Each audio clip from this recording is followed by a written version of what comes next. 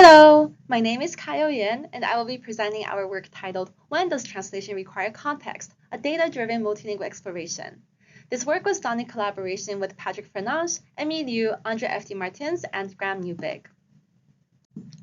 So a lot of translations depend on context. For example, how would we translate mole in this sentence? Well, if the previous sentence was things could start to get dangerous if the ministers find out, then mole refers to a spy. But if the previous sentence was, could it be anything serious, doctor? Then mole refers to a birthmark. So depending on context, the meaning of the word changes, and therefore its translation changes as well. However, evaluating how well models can translate cases like this is pretty hard.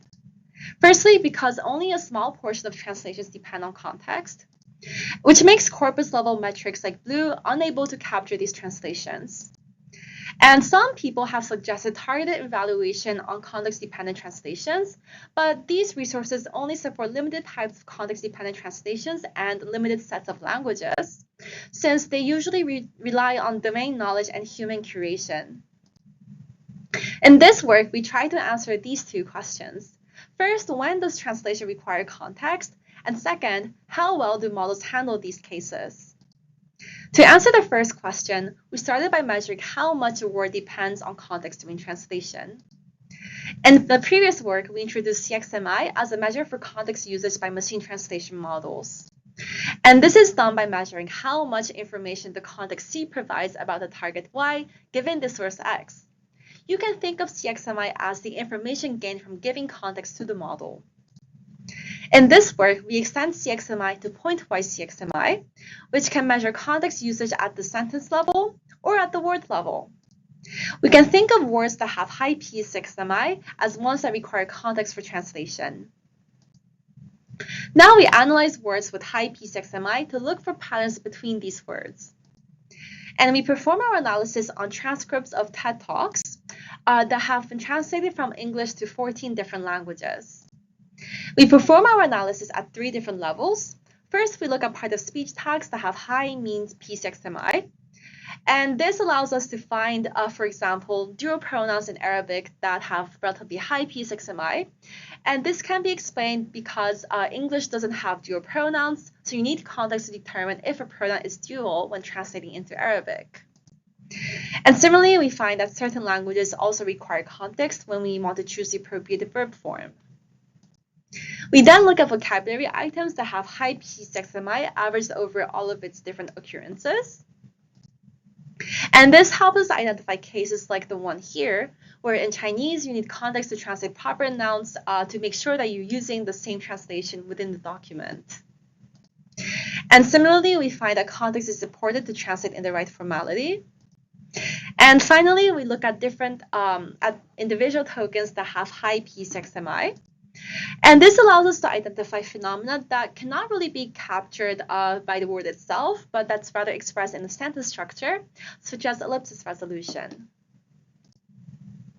So now we use our findings from our analysis to design a benchmark for document-level translation.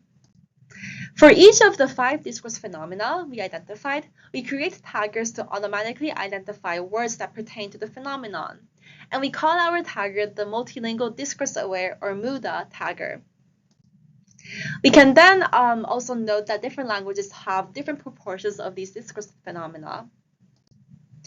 We then use the MUDA tagger by applying the tagger on the parallel corpus that we want to use for evaluation.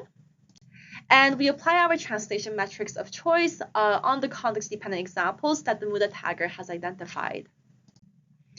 And finally, we use our benchmark as well as other metrics to evaluate different models on document-level machine translation.